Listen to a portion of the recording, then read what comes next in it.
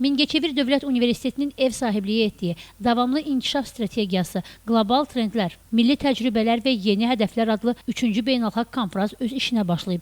20 ölkənin alim və tədqiqatçıları Mingəçevirdə olub. Tədbir iştirakçıları əvvəlcə ümummilli lider Heydər Əliyevin abidəsini ziyarət edərək gül dəstələri düzüb. Daha şəxsiyyətin əziz xatirəsi ehtiramla yad edilib. Ardınca Mingəçevir Dövlət Universitetinin tələbələrinin hazırladıkları startup layihələrindən ibarət sərgiyə baxış keçirilib. Konfransı giriş nitqi ilə açan Mingəçevir şəhər icra hakimiyyətinin başçısı İlham İsmayılov iştirakçıları salamlayıb və bugünün əsas mahiyyətindən söhbət açıb. Davamlı olmasını arzu edirəm bu strategiyanın.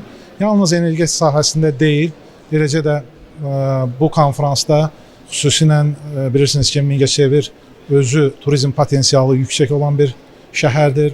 Bu turizm potensialının inkişaf etdirilməsi üçün Amerikadan və Birləşmiş Krallıqdan, eləcə də Çindən mütəxəssislər gəlmişdir və onlar Mingəçevir şəhəri üçün yeni tətbiqi xüsusiyyətlərə malik olan strategiyalar burada belə deyək də sərgiləyəcəklər.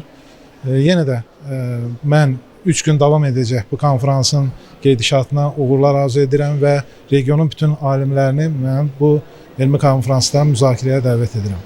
Rektor Anar Eminov vurğulayıb ki, konfransın Mingəçevirdə keçirilməsi şəhərin elm və təhsil məkanında artan rolunu nümayiş etdirir və Mingəçevir Dövlət Universitetinin beynəlxalq elmi ictimaiyyət əlaqələrinin daha da möhkəmləndirilməsində şərait yaradır. Cəmilə Nəsir qızı Rahim İbrahimoğlu, Həcər Həsənova, bugün informasiya proqramı.